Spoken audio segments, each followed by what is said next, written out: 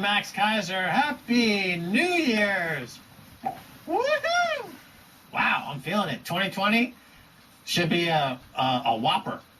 Stacy. Yes, this is our last day of 2019. We're heading into 2020. We have a lot of predictions, that means, because, of course, no beginning of the year is a true beginning of the year without some predictions. I think 2020 could be a year for Diabo. We saw it coming into the end of the year, these uprisings across the world. So will we see pitchforks and billionaire taxes? Diabo was going to have a banner year, the global insurrection against banker occupation, for sure, because the millennials and the Gen Z folks are going to give up. They're going to realize that it's been a rigged game from the beginning. They have no chance. They're not going to make as much as their parents did.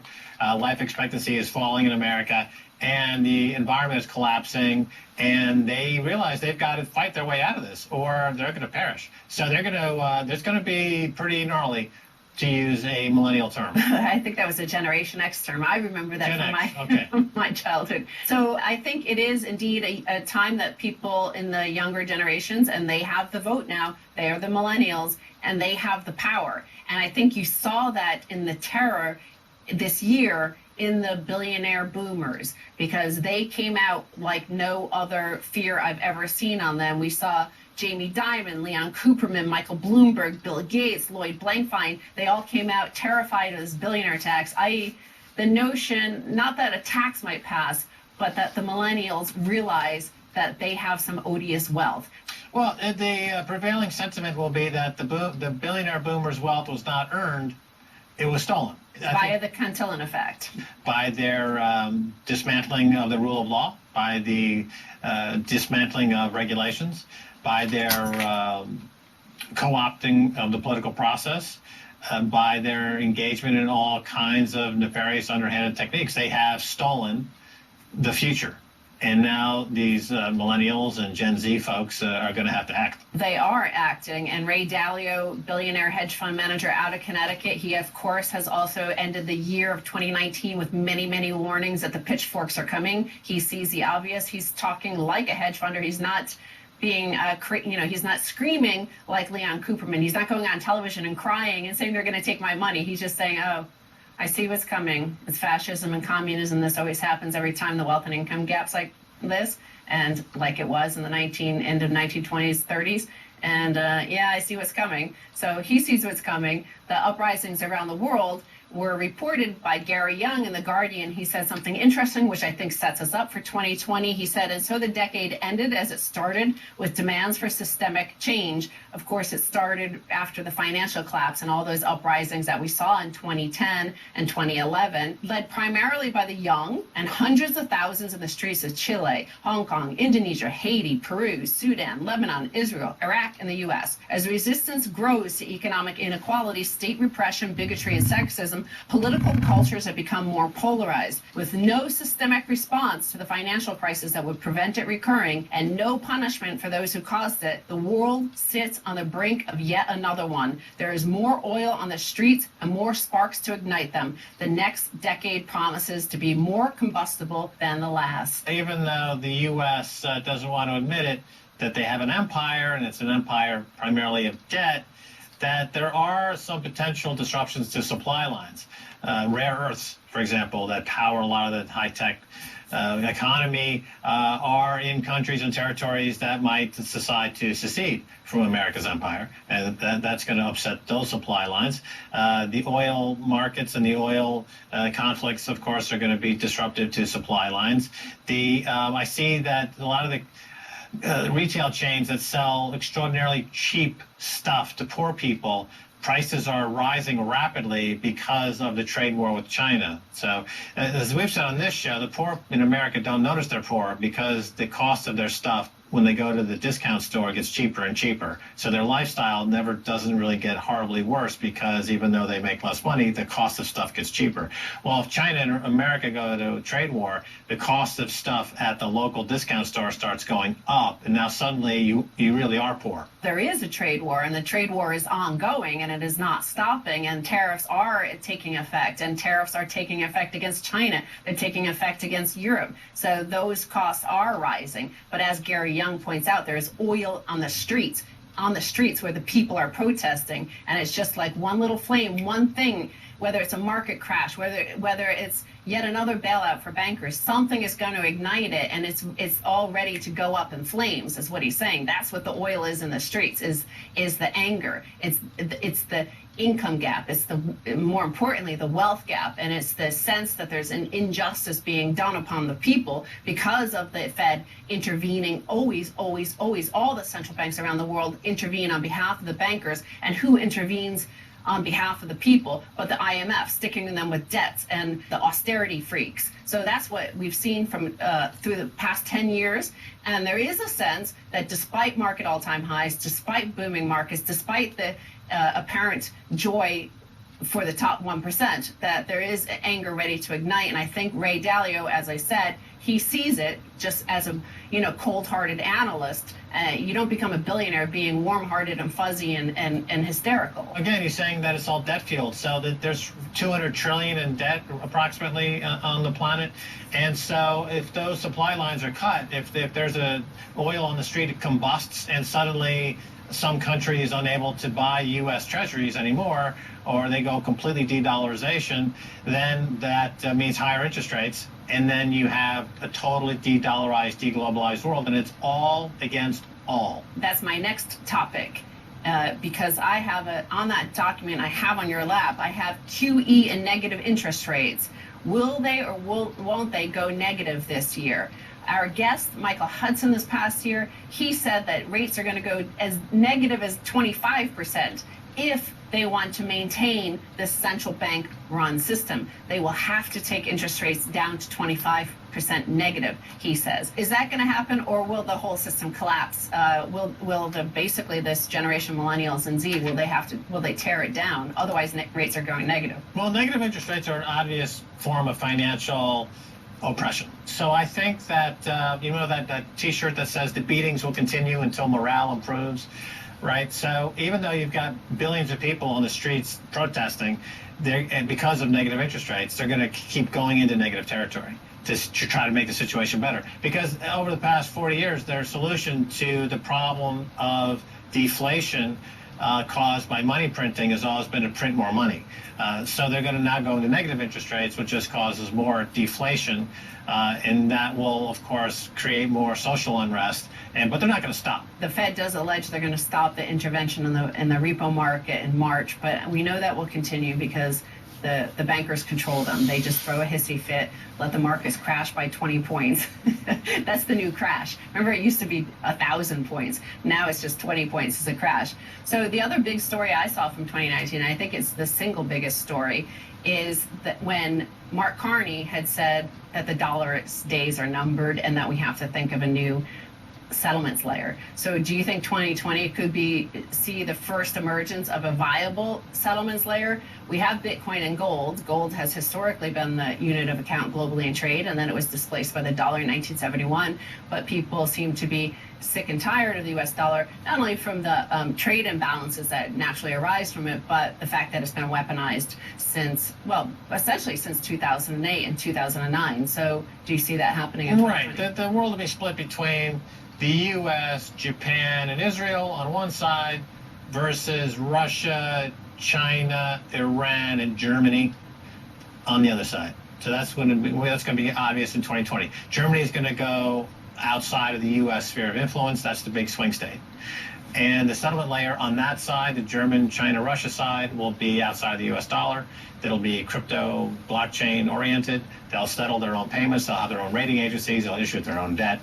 And the U.S. side will struggle. That means the U.S. dollar is no longer the settlement layer, and that removes their exorbitant privilege of the United States to exercise control. So therefore, generally, that would indicate that there's going to be more, perhaps, military confrontation against China. We're seeing at the end of 2019 a real emergence of the xenophobia against Russia being diverted towards China. So we're seeing a lot of xenophobia towards China. That could be a conflict. Obama is the one that started it with that Asia pivot. Now we could see military conflict. Our friend Dan Collins has said that could be coming.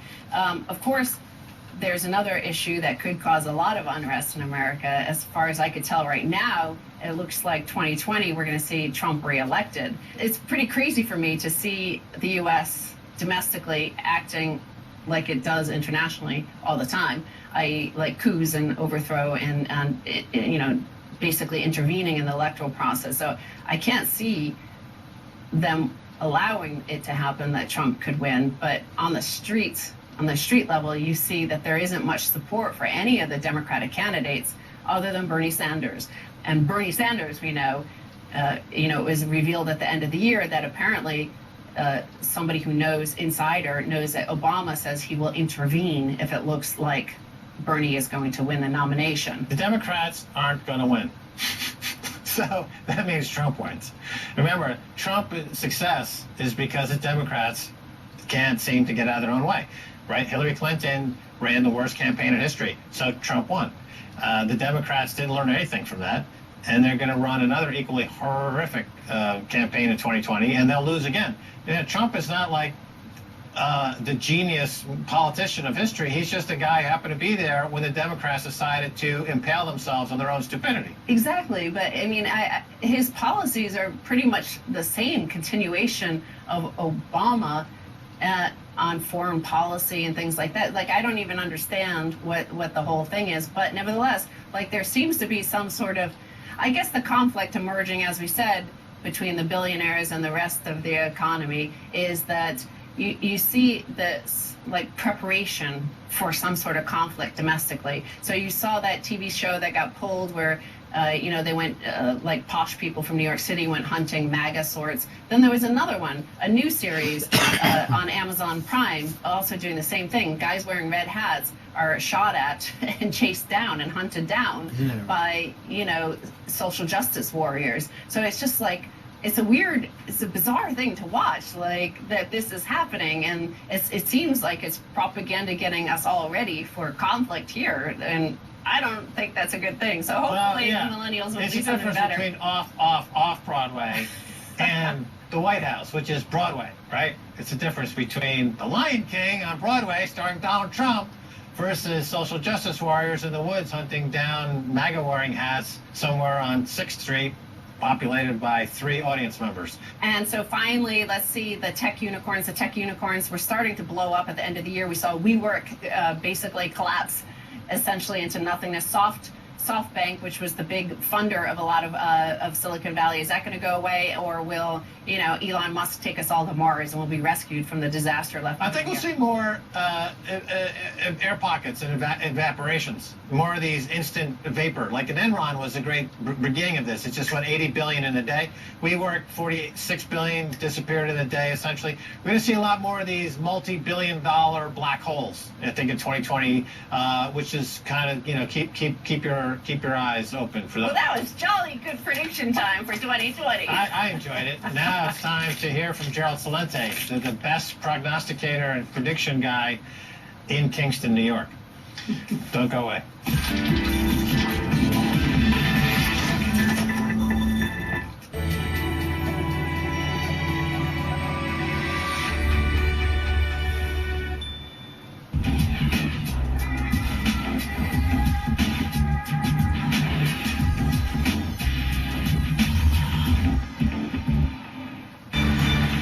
On this edition of Crosstalk, we answer questions sent to us by you, the viewers. We received quite a few questions. Here, we do our best to answer some of them.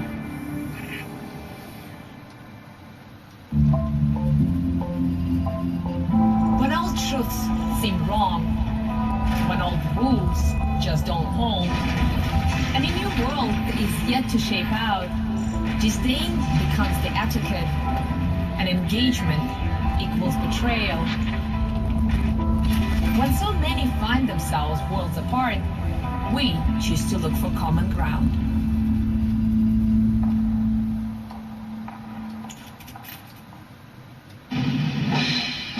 Thousands of American men and women choose to serve in their country's military, a decision that has shattered lives. Everything came to a complete change the day that I was raped. I was being struck and hit and told to shut up or they'd kill me. And I see how it destroyed my life. And he screamed at me and he made me come in and he grabbed my arm and he raped me in his birthing area. If you take into account count that women don't report because of the extreme retaliation, and it's probably somewhere near about 500,000 women have now been sexually assaulted in the U.S. military. Rape is a very, very traumatizing thing to have happen, but I've never seen trauma like I've seen from women who are veterans who have suffered military sexual trauma. Reporting rape is more likely to get the victim punished than the offender. I had an almost 10-year career, which I was very invested in, and I gave that up to report a sex offender who was not even put to justice or put on the registry. This is simply an issue of power and violence. Male sexual predators, for the large part, have targeted whoever is there to prey upon, whether that's men or women.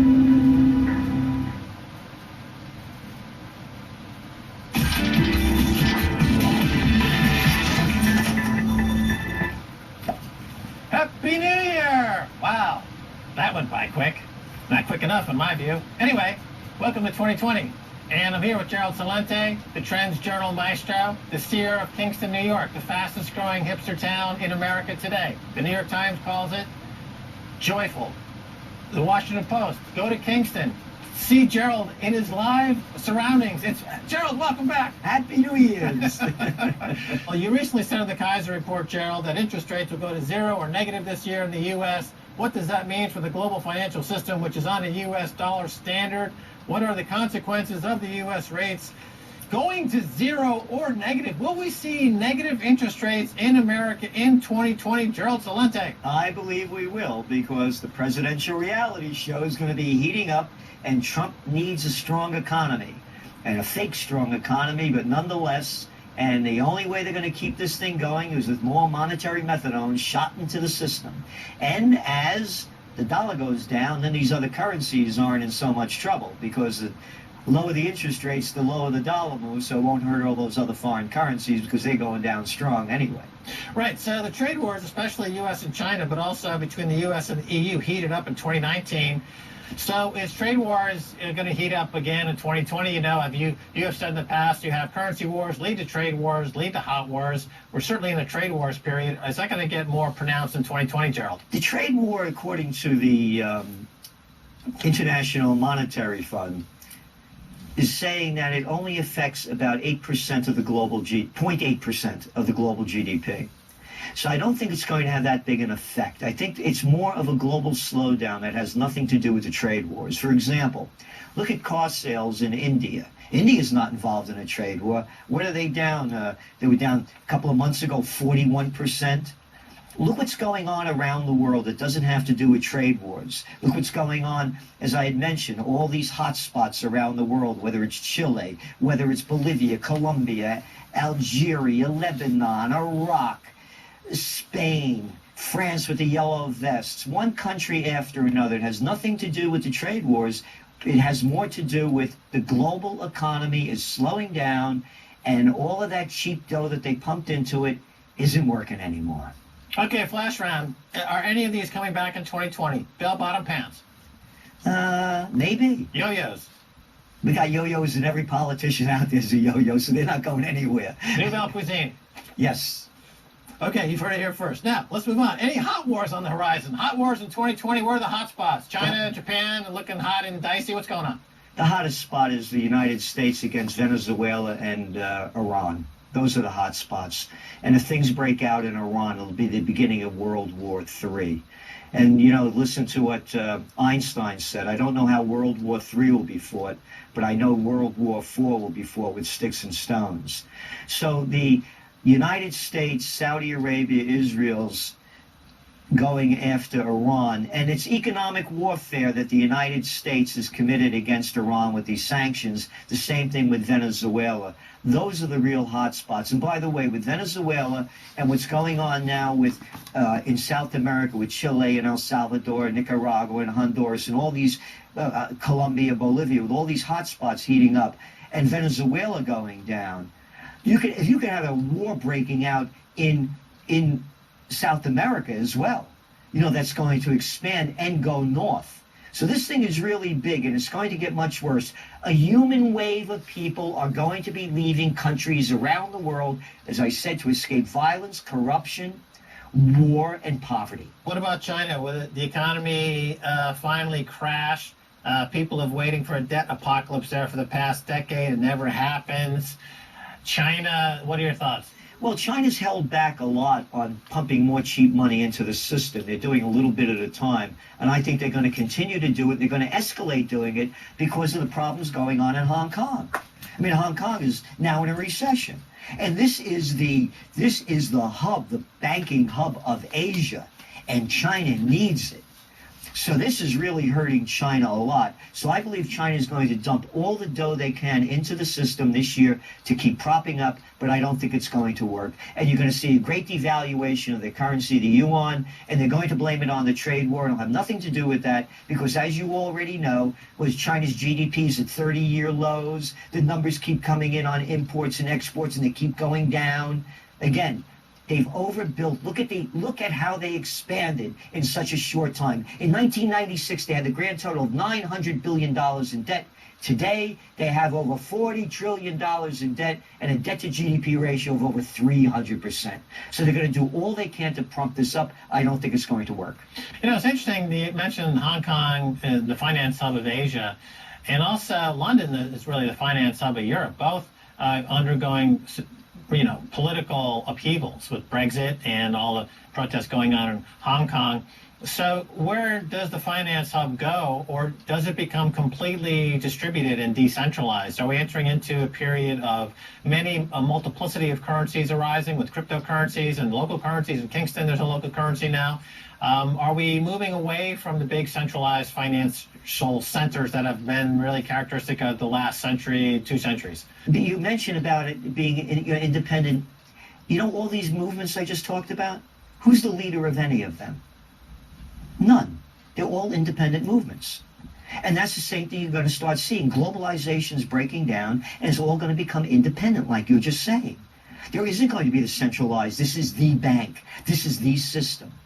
Again, put the global economic connection together. All of these riots and all of these protests are going on without a leader. They're independent. And that's what you're going to see more. That's what people want. They want their independence. And I think you really nailed it with the banking system. You know, what's kind of weird is that the Soviet Union collapsed. But it seemed the baton seemed to be picked up by America.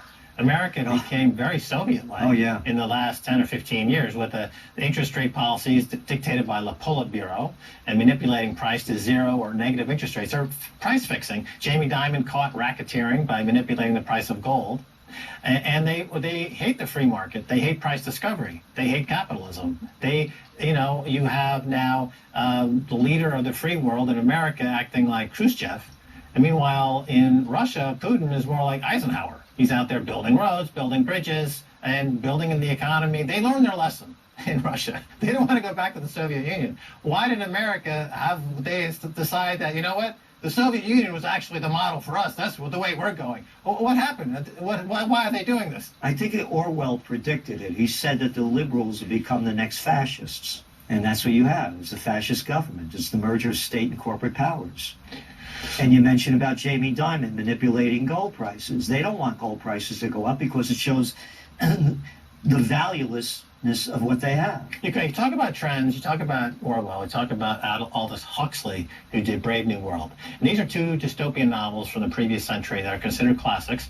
Orwell had kind of a Soviet-like centralization. Huxley had a centralization based on the mass hallucination, like you see with social media. That was he used soma, was the drug that everyone took to become perpetually imbibed and hallucinating. But it seems like we have a combination of both. We have both the soma of social media with the dictatorship of the liberal fascists. Is that a fair characterization? I think it's perfect. And look how they brag about how artificial intelligence and all of this and a whole internet world created by the geeks is going to lift us higher. Look how much lower we've gotten. And we haven't gone up, we've gone lower with it. Everybody's addicted. I don't carry a cell phone. I did research on this going back to 1994 when I worked for the Cellular Telecommunications Industry Association. And I knew about radio frequency radiation and all the dangers of it. People are addicted to them. And you're seeing more and more people living on sound bites. They're not looking at the current events following future trends. They're getting little sound bites. So The mentality is going down, so too are the lifestyles and the cultures. Oh, look, the new report that just came out in the United States, how heart attacks are rising so dramatically. I wonder why. Oh, because it couldn't be because of the obesity rates and the overweight and all the junk food that people are eating. So look at how we've gone down since the internet's gone up. Oh, and they keep bragging about artificial intelligence. Great. Maybe as good as artificial flavors, huh? Yeah, how about the passion of the soul? How about the spirit of the heart? No, we don't have any of that, and we'll prove it, because nothing's changed from Steve Jobs to Zuckerberg. The only thing that's changed, the T-shirts went from black to blue. You know, the artificial intelligence and algorithms that drive the social media platforms are, in their words, nudging us to click on that ad, to click on that like, to be part of the crowd, and to view those advertisements. And this is in China taken to an extreme where they, on their 5-year conferences where they plan out, they are giving more and more to artificial intelligence. So the entire economy is being artificially intelligently planned, and everyone gets a social score. If you spit on the street, you can't get a loan. If you you insult the president, you can't get your passport's canceled. Is that going to go global in 2020? Are we all going to be basically subjected to this type of social scoring on a minute-by-minute basis? It's going to increase far beyond what we could ever imagine. And it's going to get worse because we're forecasting a global revolution, as we're already seeing all these protests that I mentioned going on around the world. So in order to bring down these protests, in order to control them, they're going to put more and more pressure on us to own every piece of our mind, body, and spirit, and watch everything that we're doing and control us in every way. It's going to be a real war against the people, against the militarized governments that are going to become more and more militarized and high-tech to control the people. So finally, let's talk U.S. presidential politics. What are your thoughts on 2020, Gerald Celente? Well, as it stands now, if the election were held, we believe that Donald Trump will win again. And the Trends Journal, again, was the first magazine to call him a winner in May of 2016. It's all about the swing states. And if you have a Elizabeth Warren or a Bernie Sanders or even a Biden, they're not going to take the swing states. Again, only if the economy doesn't crash, because there are wild cards out there and anything can happen. And there's no wilder card than the Trump card. But as it stands now, we would say Trump 2020. All right. Thanks so much for being on the New Year's segment of this Keiser Report, Gerald Celente. And Happy New Year's. Off to a great start. Yeah, if you want to drunk tweet us, it's Keiser Report. If you want to accidentally send us the private keys to 1 million Bitcoin, it's look at the address down underneath your screen. Until next time, bye, y'all.